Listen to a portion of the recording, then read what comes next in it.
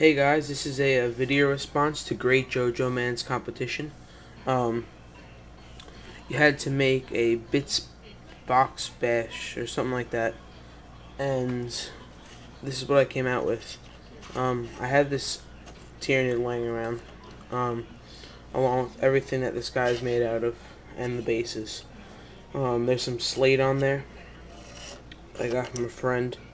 These other parts right here, this one, let's see, zoom out.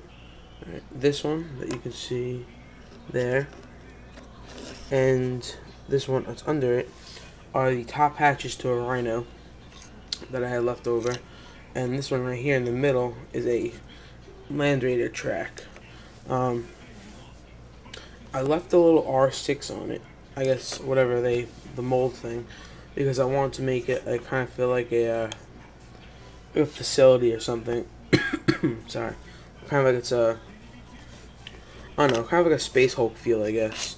The Tyranid being in like the little place. So that's just a gene stealer. What I did was I broke his ankle and I made him be standing up more, kind of like he's leaping. And this Space Marine's about to charge into him. So let's see, on the backpack, this is a regular Space Marine backpack with a little parchment thing that I got from my bits box. What else? The legs are a Death Company's Blood Angel's legs. I cut off all the Blood Angel symbols. The shoulder pad is a Dark Angel shoulder pad.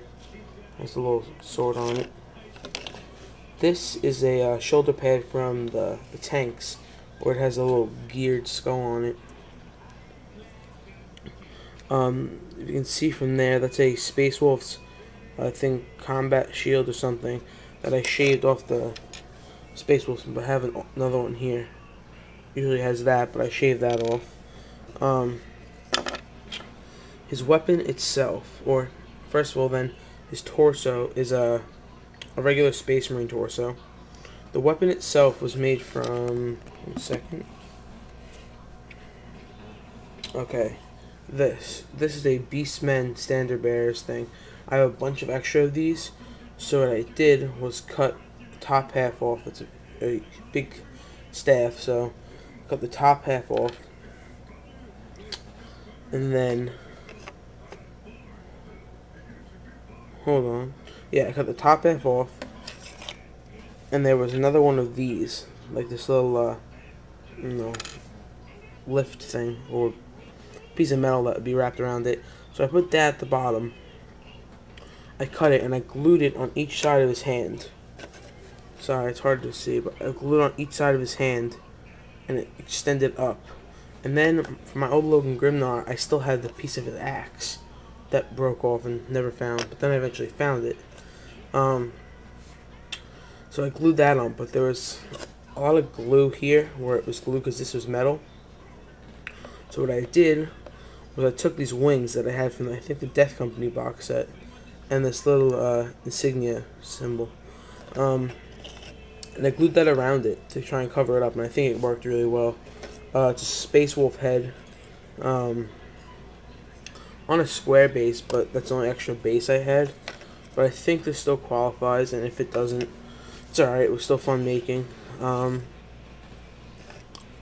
thinking of either painting it, or if I can eventually make some terrain, I might glue this on like a square podium.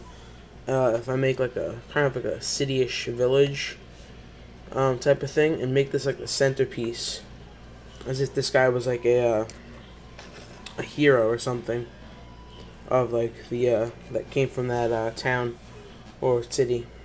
I don't know, I think it'll work pretty good. I love the way the weapon came out. It's like, let's see, how big?